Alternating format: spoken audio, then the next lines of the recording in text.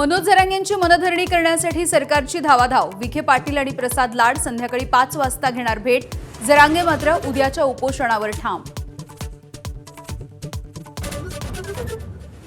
पिंपरी चिंचवडच्या दापोडी आणि फुगेवाडीमध्ये विषारी दारूमुळे 13 जणांचा मृत्यू तर दोघांची प्रकृती गंभीर। 8 आरोपींना बेड्या। इतर दोषींवरती कारवाईची मुख्यमंत्र्यांची ग्वाही।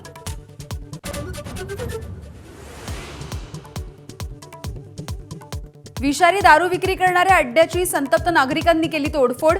पोलीस दारू विक्री रॅकेटमध्ये सहभागी असल्याचा रोहित पवार यांचा आरोप। कायदा सुव्यवस्थेवरून विरोधकांची सरकारवर टीका।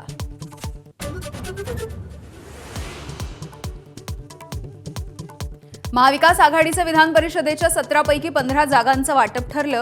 नाशिक नांदेडचा तिढा कायम। अनेक ठिकाणी ताकद नसल्याची राऊतांची कबुली।